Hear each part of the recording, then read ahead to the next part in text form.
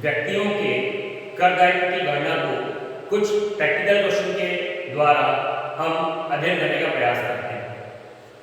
एक प्रश्न मैंने लिया है, 31 मार्च 2019 को समाप्त होने वाले गत वर्ष की श्रीमती रानी, जिनकी आयु 62 वर्ष है, की आय का विवरण निम्न प्रकार है। The particulars of income of Shrimati Rani whose age 62 years for the previous year ended 31st March 2019 are as under। मकान संपत्ति से करियों की आय 27,000 रुपए। Taxable income from house property ₹27,000। व्यापार के लाभ 9,80,000 रुपए। Profit and gain of business ₹9,80,000। अल्पकालीन पूंजी संपत्ति के पूंजी लाभ 5,000 रुपए। Capital gain in respect of short term capital assets 5,000 rupees. दीर्घकालीन पूंजी संपत्ति की पूंजी हानि 20,000 रुपए। Capital loss in respect of long term capital assets ₹20,000। कर धन वर्ष 2019-20 के लिए देकर की गणना कीजिए। Find out the tax payable for the assessment year 2019-20। तो सर्वप्रथम इनके कर दायित्व की गणना करने के पूर्व हमें इनकी कुल आय की गणना करनी है। तो calculation of total income of Shrimati Rani for the assessment year 2019-20। Shrimati Rani की कुल आय की गणना कर निर्धारण वर्ष 2019-20 के लिए। आय का पहला शीर्षक वेतन से आय, इनकम फ्रॉम सैलरी, जो प्रश्न में नहीं है, निर्णय। आय का दूसरा शीर्षक मकान संपत्ति से आय, इनकम फ्रॉम हाउस प्रॉपर्टी, जो प्रश्नानुसार 27,000 रुपए।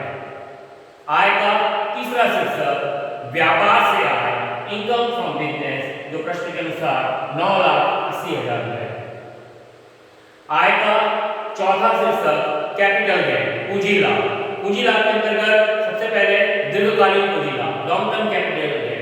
प्रश्न में दीर्घकालीन पूंजी लाभ न देकर दीर्घकालीन पूंजी हानि दी हुई है, लॉन्ग टर्म कैपिटल लॉस है 20,000 रुपए। दीर्घकालीन पूंजी हानि, दीर्घकालीन पूंजी हानि की पूर्ति केवल दीर्घकालीन पूंजी लाभों में से ही की जा सकती है और किसी भी लाभ में से इसे घटाया नहीं जा सकता। अतः घटाने हेतु, इसकी पूर्ति करने हेतु इसे अगले कर निर्धारण वर्ष के लिए कैरी फॉरवर्ड कर दिया जाएगा। ये नियम हम लोगों ने हानियों की पूर्ति में पढ़ा है। पुनः मैं एक बार दोहरा दूं, हानियों की पूर्ति और उसे आगे ले जाने के अनुसार दीर्घकालीन पूंजी हानि की पूर्ति केवल दीर्घकालीन पूंजी लाभों में से ही की जा सकती है, इसे और किसी लाभों में से घटाया नहीं जा सकता। इस प्रश्न में केवल दीर्घकालीन पूंजी हानि है 20,000 रुपए की, अन्य कोई दीर्घकालीन पूंजी लाभ नहीं हुआ है, अतः इसकी पूर्ति नहीं की जा सकेगी। तो अगले कर निर्धारण वर्ष में पूर्ति हेतु इसे कैरी फॉरवर्ड कर दिया जाए। इसके बाद अल्पकालीन पूंजी लाभ, शॉर्ट टर्म कैपिटल गेन, जो प्रश्नानुसार 5,000 रुपए। आय का पांचवा और आखिरी शीर्षक होता है अन्य साधनों से आय, इनकम फ्रॉम अदर सोर्सेज, जिसका कोई भी पॉइंट प्रश्न में नहीं है। आय के पांचों शीर्षकों का योग ग्रॉस टोटल इनकम, सकल कुल आय 10,12,000 रुपए। आय के पांचों शीर्षकों का योग ग्रॉस टोटल इनकम, सकल कुल आय 10,12,000 रुपए। सकल कुल आय में से धारा 80C से लेकर 80U तक की कटौती घटाई जाती है। प्रश्न में धारा 80 के संबंध में कोई कटौती यहाँ पर नहीं है, तो धारा 80 की कटौती डिडक्शन अंडर सेक्शन 80 निल। इस तरह से श्रीमती रानी की कुल आय, टोटल इनकम आ रही है 10,12,000 रुपए। अब हम लोग इस 10,12,000 रुपए की कुल आय पर कर दायित्व की गणना करेंगे कि श्रीमती रानी को कितना कर देय होगा। तो computation of tax payable, calculation of tax payable, देय कर की गणना। इनकी देय कर की गणना करते समय हमें एक बात ध्यान रखनी है कि प्रश्न में यह बताया था कि श्रीमती रानी की आयु 62 वर्ष है, 62 इयर्स ओल्ड है। इसका मतलब वो एक सीनियर सिटीजन है, वरिष्ठ नागरिक है, और वरिष्ठ नागरिकों की आय की कम सीमा 3 लाख रुपए तक होती है। The income exempt up to 3 lakh for senior citizen. इसलिए श्रीमती रानी की प्रथम 3 लाख रुपए तक की आय पर देय कर nil, tax on income up to ₹3 lakh भी निल। 3 लाख रुपए से अधिक किंतु 5 लाख रुपए तक की कुल आय पर 5% की दर से कर देय होगा। 5% tax on income above rupees 3 lakh to 5 lakh rupees.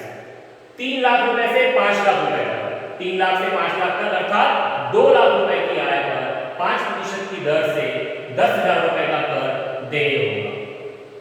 इसके पश्चात 5 लाख रुपए से अधिक किंतु 10 लाख रुपए तक की आय पर 20% की दर से कर देय होगा।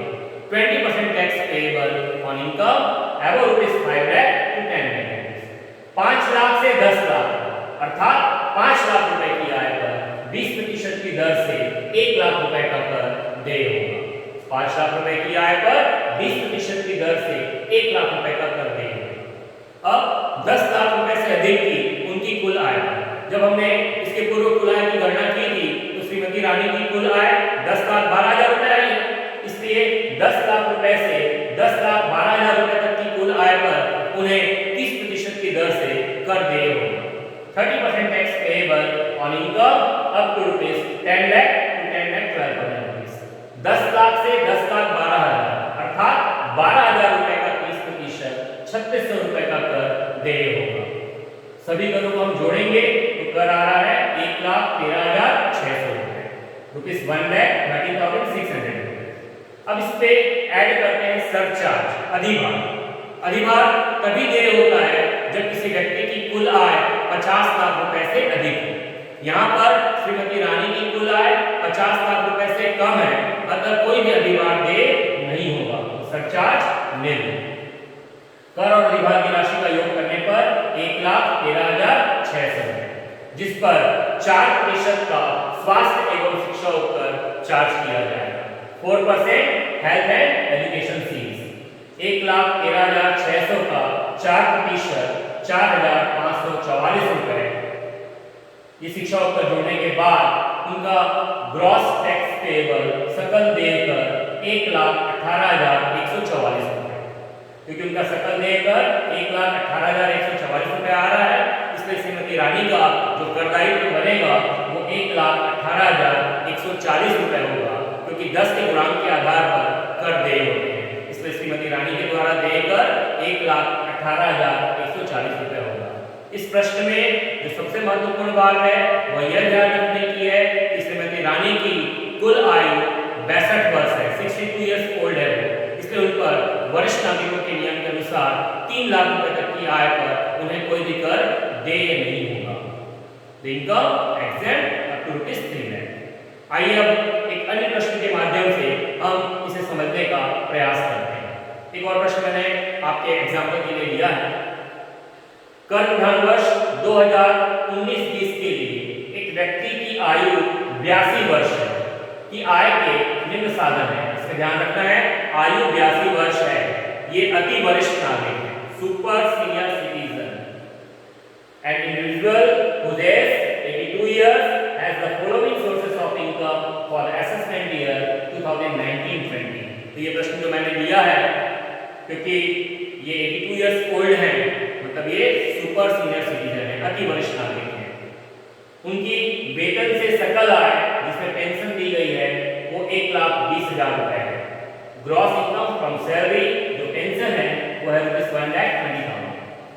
मकान संपत्ति से आय गणना करके दी हुई है 34,000 रुपए।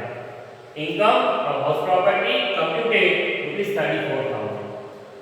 व्यापार से आय इनकम फ्रॉम बिजनेस 5,14,000 रुपए और बैंक में जमा पर ब्याज 48,000 रुपए। Interest on deposit in bank ₹48,000। उसने 8,000 रुपए जीवन बीमा प्रीमियम तथा एक अनुमोदित धर्मार्थ संस्था को 5,000 रुपए चेक द्वारा दान दिया। कर विधान वर्ष 2019-20 के लिए करदाता के सकल कर दायित्व की गणना कीजिए। He has paid life insurance premium of ₹8,000 and donated a sum of ₹5,000 to an approved charitable institution by check. Calculate the gross tax liability of the assessees for the assessment year 2019-20। तो आइए इस अति वरिष्ठ नागरिक के देकर की गणना करने से पूर्व हम उनकी कुल आय की गणना करें। कैलकुलेशन ऑफ टोटल इनकम, कुल आय की गणना फॉर द असेसमेंट ईयर 2019-20 कर विधान वर्ष 2019-20 के लिए। सबसे पहले आय का पहला शीर्षक वेतन से आय, इनकम फ्रॉम सैलरी, जिसमें जिसमें उनकी पेंशन दी हुई थी 1,20,000 रुपए की। तो उनकी जो पेंशन 1,20,000 रुपए है ये उनकी ग्रॉस सैलरी होगी, सकल वेतन होगा 1,20,000 रुपए। और कर विधान वर्ष 2019-20 में सकल वेतन में से 40,000 रुपए की वैधानिक कटौती दी जाती है। स्टैंडर्ड डिडक्शन हम माइनस कर देंगे 40,000 रुपए। तो इस तरह से उनकी टैक्सेबल सैलरी कर योग्य वेतन होगा 80,000 रुपए। आय का दूसरा शीर्षक इनकम फ्रॉम हाउस प्रॉपर्टी, मकान संपत्ति से आय, जो प्रश्न के अनुसार 34,000 रुपए है, 34,000, 34,000 रुपए। आय का तीसरा शीर्षक इनकम फ्रॉम बिजनेस, व्यापार से आय, प्रश्नानुसार 5,14,000 रुपए है, 5,14,000। चौथा शीर्षक जो आय का होता है कैपिटल गेन, पूंजी लाभ, तो प्रश्न में नहीं है, नील। और आय का पांचवा और अंतिम शीर्षक इनकम फ्रॉम अदर सोर्सेज, अन्य साधनों से आय, जिसके अंतर्गत प्रश्न में है interest on deposit with bank ₹48,000, bank में जमा पर ब्याज 48,000 रुपए। आय के इन पांचों शीर्षकों का योग ग्रॉस टोटल इनकम, सकल कुल आय 6,76,000, 6,76,000 रुपए। ग्रॉस टोटल इनकम, सकल कुल आय 6,76,000, 6,76,000 रुपए। अब इस सकल कुल आय में से धारा 80C से लेकर 80U तक की कटौतियां स्वीकृत होती है, तो हम घटाएंगे डिडक्शंस अंडर सेक्शन 80। धारा 80 की कटौतियां, 80 की कटौतियों में सबसे पहले अंडर सेक्शन 80C, धारा 80C, जिसमें प्रश्नानुसार लाइफ इंश्योरेंस प्रीमियम, जीवन बीमा प्रीमियम 8,000 रुपए का है। लाइफ इंश्योरेंस प्रीमियम, जीवन बीमा प्रीमियम 8,000 रुपए का है, धारा 80C में इसकी कटौती दे होगी। फिर अंडर सेक्शन 80G, धारा 80G के अनुसार डोनेशन टू चैरिटेबल इंस्टीट्यूशन, एक अनुमोदित प्रयास संस्था को दान, अनुमोदित प्रयास संस्था को जो दान दिया जाता है वो कटौती योग्य राशि का 50% उसकी छूट दी जाती है। 50% deduction allowed of qualifying amount of donation, दान की कटौती योग्य राशि का 50% छूट मिलेगी। 5,000 का 50%, 2,500 रुपए की छूट दी जाएगी। हमारे प्रश्न में जो करदाता है वो अति वरिष्ठ नागरिक है, 82 इयर्स ओल्ड है। उनकी बैंक जमा पर उन्हें ब्याज प्राप्त हुआ है 48,000 रुपए का। बैंक जमा पर उन्हें ब्याज प्राप्त हुआ है 48,000 रुपए का। धारा 80E के अनुसार किसी भी वरिष्ठ नागरिक का जमा पर ब्याज 50,000 रुपए तक कटौती योग्य होता है। धारा 80E के अनुसार एक वरिष्ठ नागरिक का जमाओं पर ब्याज 50,000 रुपए तक कटौती योग्य होता है। यहाँ इन्हें 48,000 रुपए का ब्याज प्राप्त हुआ है, तो इस 48,000 रुपए के ब्याज की धारा 80E में छूट मिल जाएगी, तो उनको कटौती दी जाएगी। 80E में इंटरेस्ट और बैंक डिपॉजिट, बैंक जमा पर ब्याज कटौती 50,000 रुपए तक मिलती है, पर यहाँ पर ब्याज 48,000 रुपए है, 48,000 है, इसे पूरी छूट मिल जाएगी 48,000 रुपए। तो इस तरह से सभी मिलाकर 58,500 रुपए की कटौती हम घटा देंगे, 58,500। 58,500 रुपए की कटौती जब हम घटाएंगे तो टोटल इनकम आएगी 6,17,500 रुपए, 6,17,500। तो इस सुपर सीनियर सिटीजन की, अति वरिष्ठ नागरिक की कुल आय आ रही है 6,17,500 रुपए। आइए उनकी इस 6,17,500 रुपए की कुल आय पर देकर की गणना करते हैं। कैलकुलेशन ऑफ टैक्स पेएबल, देकर की गणना। मैं बार बार एक बात कह रहा हूँ कि ये अति वरिष्ठ नागरिक है, सुपर सीनियर सिटीजन है। अब क्योंकि ये अति वरिष्ठ नागरिक है, सुपर सीनियर सिटीजन है, इसलिए इन्हें 5 लाख रुपए तक की आय पर कोई भी कर देय नहीं होगा। तो tax on income up to 5 lakh भी नहीं, 5 लाख रुपए तक की आय पर कोई कर देय नहीं होगा। अब 5 लाख रुपए से जो उनकी कुल आय आएगी 6,17,500 रुपए, 5 लाख रुपए से अधिक किंतु उनकी 6,17,500 रुपए तक की कुल आय पर 20% की दर से कर देय होगा। 20% tax payable on income above 5 lakh to total income ₹6,17,500। तो 5 लाख से लेकर 6,17,500 रुपए तक, अर्थात 1,17,500 रुपए का 20%। तो 1,17,500 रुपए का 20%, 23,500 रुपए का कर देय होगा। कर का योग हो रहा है 23,500 रुपए। अब इसमें ऐड करते हैं सरचार्ज, अधिभार। अधिभार तभी देय होता है जब कुल आय 50 लाख रुपए से अधिक हो। यहाँ पर इस करदाता की कुल आय 50 लाख रुपए से कम है, अतः सरचार्ज निल, अधिभार निल है।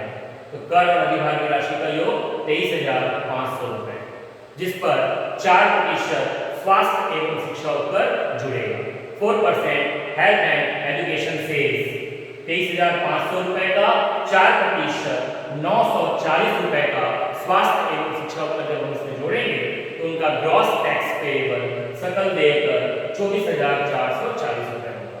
तो इस व्यक्ति का सकल देय कर 24,440 रुपए। तो इस तरह से मैंने एक वरिष्ठ नागरिक और एक अति वरिष्ठ नागरिक के प्रश्न के माध्यम से आप लोगों को कर की दायित्व की गणना के कुछ नियमों को समझाने का प्रयास किया है। Thank you.